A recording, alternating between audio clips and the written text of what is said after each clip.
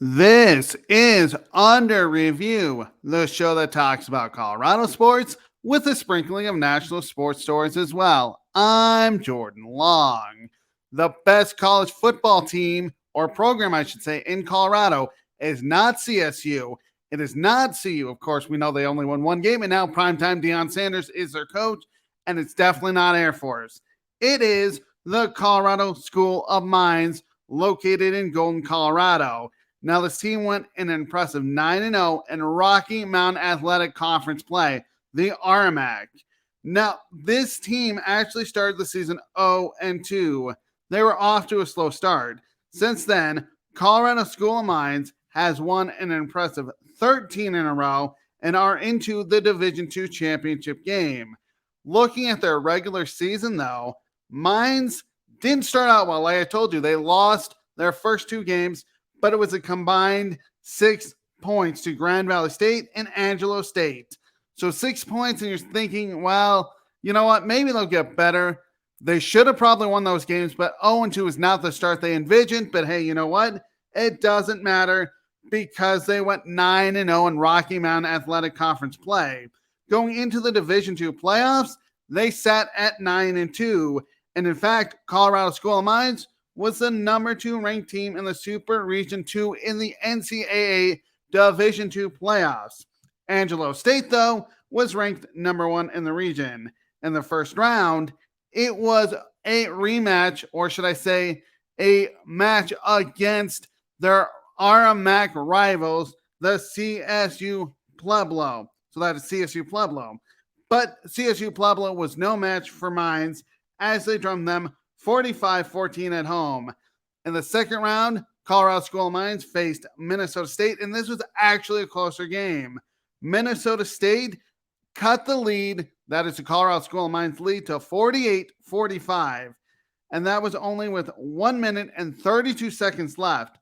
Of course, you had to do an onside kick, and Colorado School of Mines recovered and ran out the clock as they really escaped with a 48-45 victory. That meant the Colorado School of Mines was into the national quarterfinals for the NCAA Division II. This was an interesting matchup in that round because they faced Angelo State, a rematch of their second game of the year when they lost 30-27. Remember, they went 0-2. One was to Angelo State. Well, Colorado School of Mines obviously learned something from that first game, or that second game they played, and the first matchup against Angelo State, as they blasted them 42-24. In the semifinal, they faced Shepherd State and knocked them off 44-13. Now they head into the Division II championship game next. Actually, this would be on Saturday, I should say, in McKinney, Texas. Their opponent for that game is Ferris State. We'll get into Ferris State here in a moment, but you look at it, they're in the Division II championship game against Ferris State, which is pretty amazing for the RMAC conference. And this is the first time since 2014. That is 2014, just in case you guys didn't hear me, that a school is in the final in the Division II championship game. In 2014, CSU Pueblo advanced and won. So looking at Colorado School of Mines, they faced Ferris State. Colorado School of Mines, though, they are a pretty good offensive team. They score 46.6 points per game. They don't allow opponents to score that much at 18.2 points. So you look at it, their offense is pretty good in terms of scoring, and their defense is pretty good in terms of limiting opponents' scoring. Colorado School of Mines is a very good passing team as they average 321.5 yards per game through the air. Now, a sign of a great team, though, is no turnovers. They don't turn the ball over on offense. In fact, they only have 6 interceptions and 4 fumbles, a total of 10.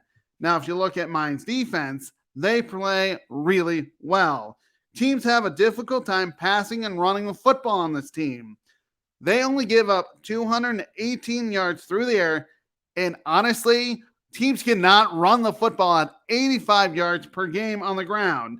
Now, if you look at Ferris State, they are a pretty good program on their own right. They are the defending champions as they finished 13-1. Their only loss of the season came against Grand Valley State, and that was 22-21 on October 15th. Maybe a game they probably should have won, so they could have been undefeated into the championship game. Otherwise, they ran the table. Now, if you look at Ferris State, they throw the football for 210 yards per game. Colorado School of Mines, though, needs to shut down the running game to have a chance.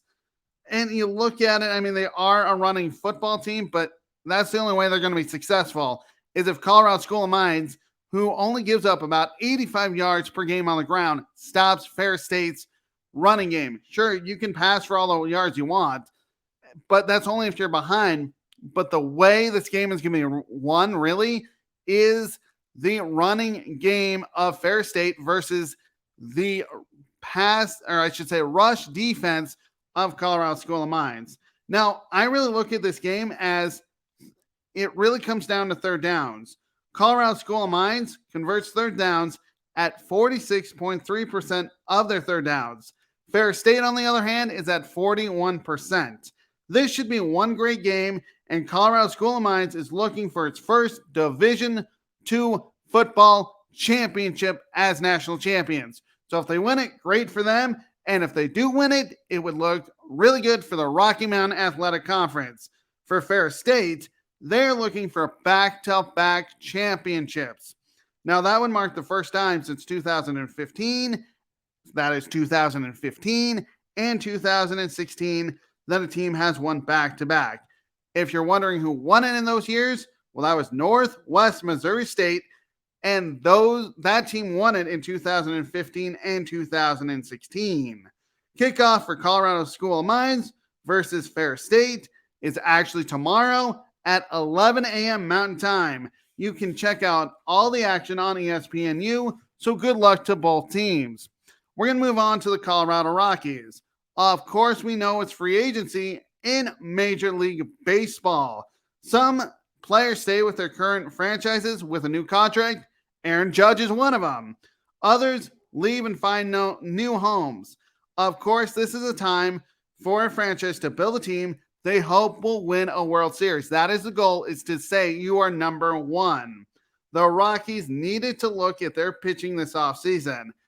And if you really think about it, that's where they have fallen short so many years. If you look at last year, the Rockies team ERA ended at a Major League Baseball worst 5.06. I'm going to repeat that number. The team ERA was 5.06. There's only one team that was ahead of them, and that was the Nationals at 5.00.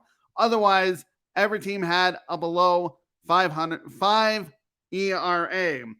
Now, if you look at it, the Rockies couldn't pitch at home with an ERA of 5.29. It is very interesting that they had the worst ERA at home, because you would think that these pitchers who pitch at altitude would know how to throw at home.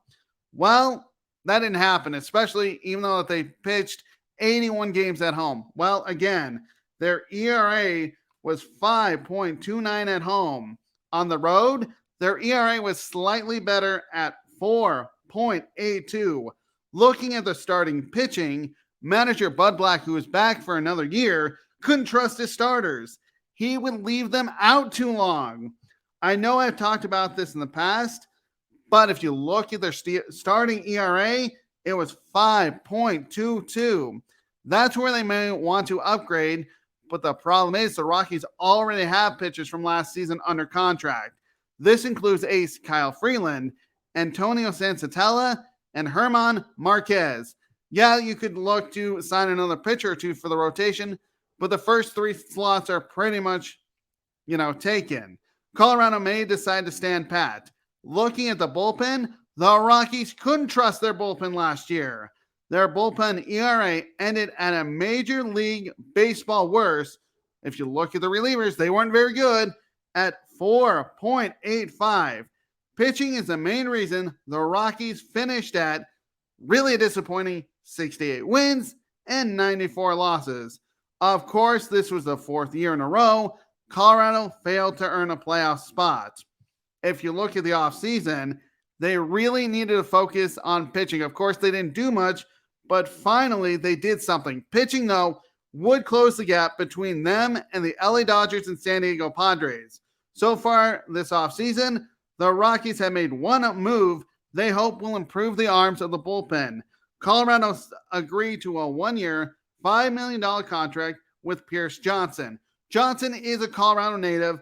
In fact, he went to Faith Christian Academy, which is located in Arvada, Colorado, before going to Mississippi State for his college career. Now, if you look at that, it's cool that he's coming back home.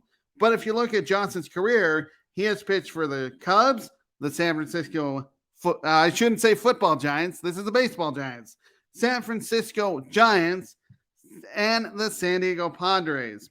Last year, Johnson pitched for the Padres. We know what they did in the playoffs. But in the regular season, Johnson pitched 14.1 innings for the Padres. His ERA wasn't great, as it ended at 5.02, and his record was 1-2. Okay, he didn't record a save, but he had one blown save. And the Padres, though, despite the fact that he didn't pitch very well, with a 5.02 ERA, they finished at 89 wins and 73 losses. Oh, by the way, they made the postseason as one of the 3 wildcard teams and went all the way to the National League Championship Series, where they lost to the Philadelphia Phillies in 5 games. Now, in the postseason run for the Padres, Johnson pitched 4.1 innings. That's not a lot, but look at his numbers. He was a pitcher that the Padres could count on to end scoring threats from the bullpen. In those innings, if you look at 4.1 innings, it's not that much, but in those innings, he totaled 6 strikeouts and allowed just 2 hits. The best part about his pitching, he didn't give up a run in the postseason. Really, one of the reasons why the Padres went as far as they did, even though that was only 4.1 innings for Johnson. Well, with the Rockies, a 1-year deal is pretty fair for Johnson. Here's why. The Rockies aren't paying him a lot to bolster the bullpen. They're hoping he can be a late inning pitcher. If you look at Johnson's career, he is 10-9, 10 wins and 9 losses as a relief pitcher. His ERA is 4.05, which should help the Rockies in late innings. The thing is, I like that he's able to strike batters out with 163 in his career, and he doesn't walk many with 67. So 67 batters that have been walked as opposed to 163 strikeouts. The only issue I have with Johnson, though, is he allows too many home runs. He's given up 14 in his career. Those can cost a team games. But the way I look at it, it's only a 1-year deal, and it could be a make it or break it year for Johnson. The worst case is he struggles in Colorado. Then the Rockies could trade him at the deadline or let him go at the end of the year. The Rockies, though, are anticipating Johnson will help the team win. The goal for the Rockies, though, is to have a stronger bullpen. On paper, this one move for Johnson could be part of that answer. Of course, you want to be better than their record last year. And the thing is, though, that has to be the bullpen. The Rockies know there's still a lot of work to be done. At least they tried to do something. I will give them credit. They didn't stand pat and said, oh, we're not going to get anybody. It's better than nothing.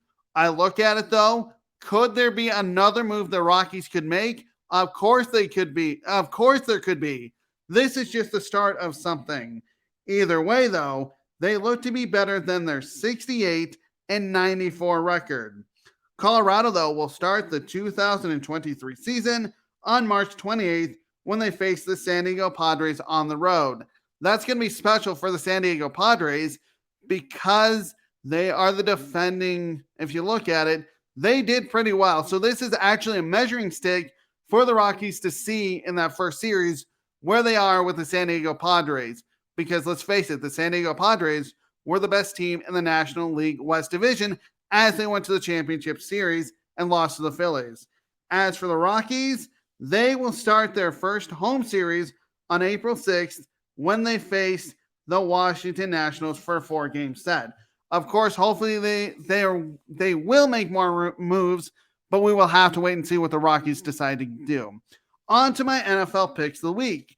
Last week I went 4-1, and overall this year I am happy as I am 48-22.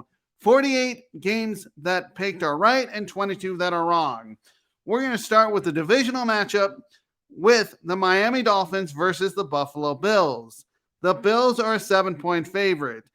I heard it's going to snow in Buffalo, so that'll affect the way the Miami Dolphins and the Bills look at this game. But anyway, it's a key divisional matchup.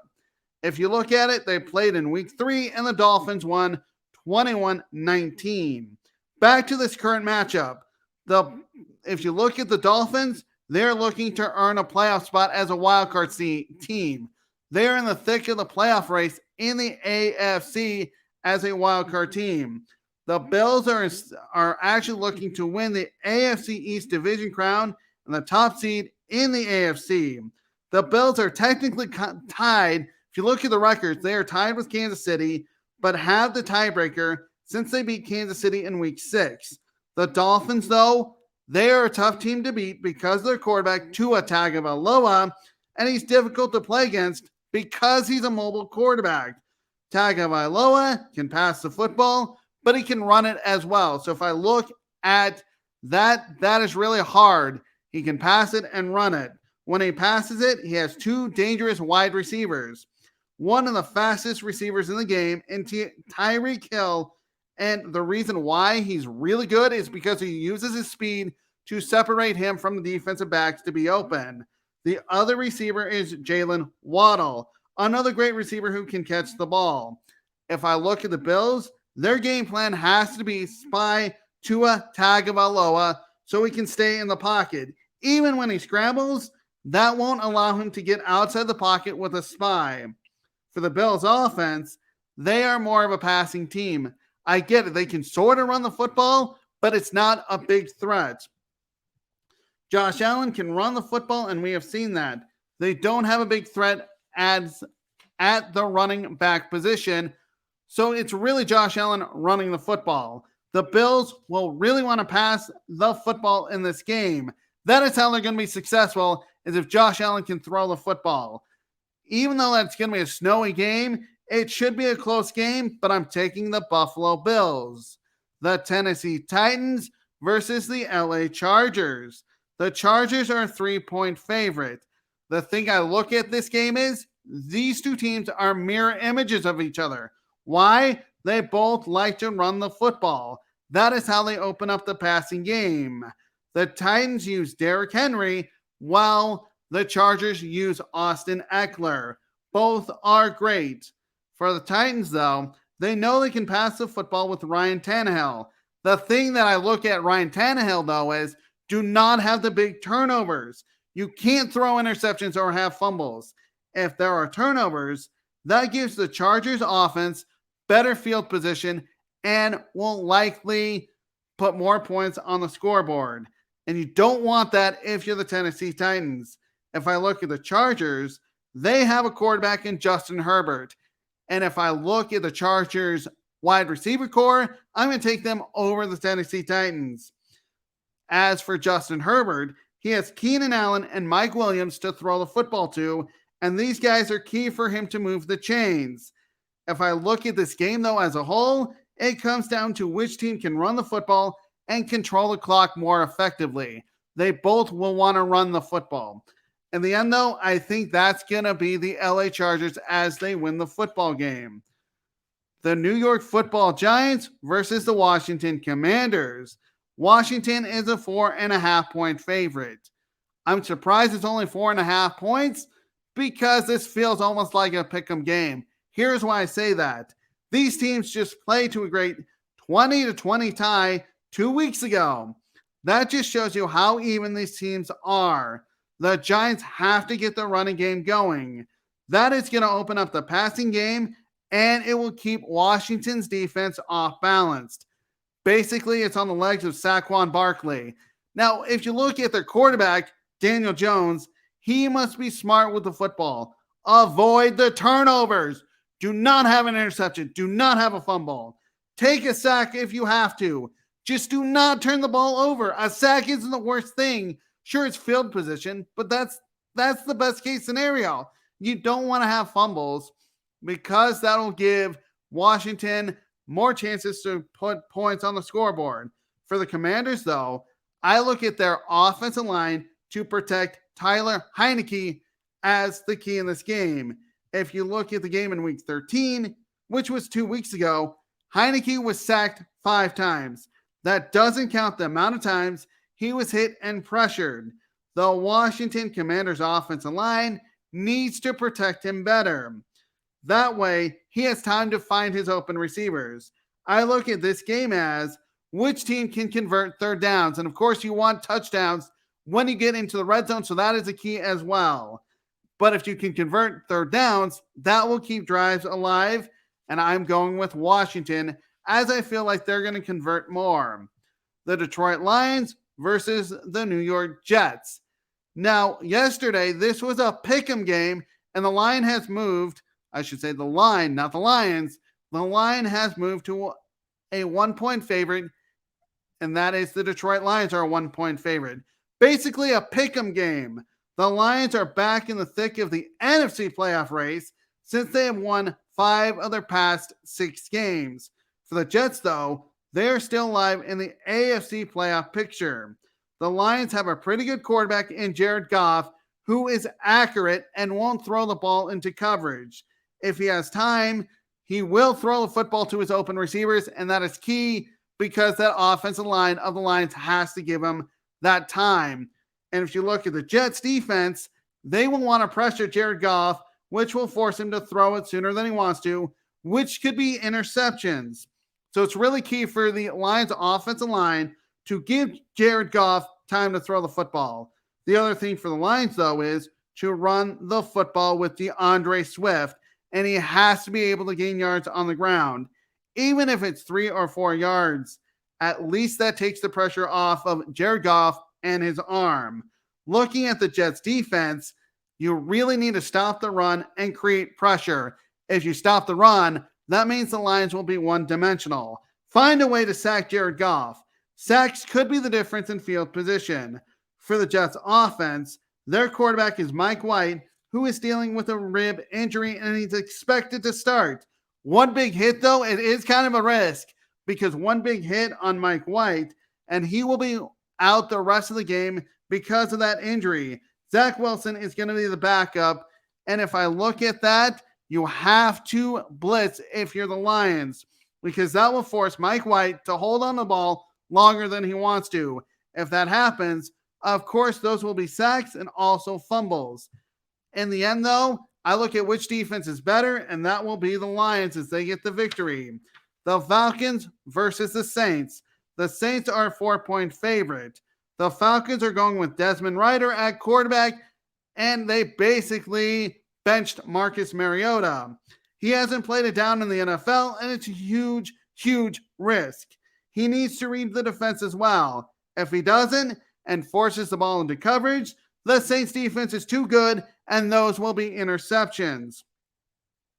Desmond Ridder needs to find his receivers, and one in particular is Drake London early and often, and that will make his life easier. The offensive line of the Atlanta Falcons must protect Ridder.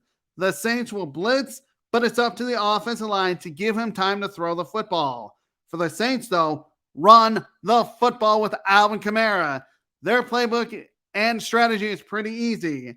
That will take pressure off of Andy Dalton to use his arm to win this football game.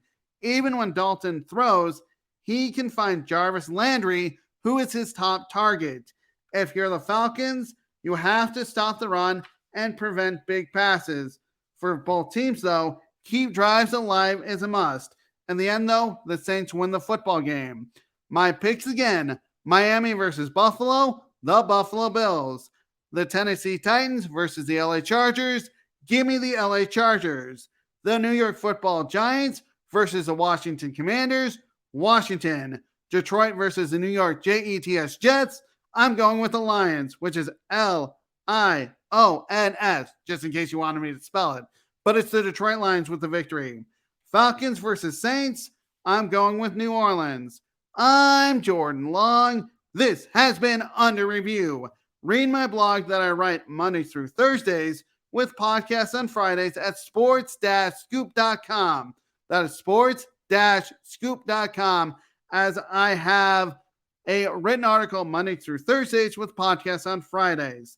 Subscribe to the Sideline Sports Network on our YouTube. So subscribe to the YouTube channel for the Sideline Sports Network, because we have so many great shows every single day. And if you subscribe, you won't miss any of them.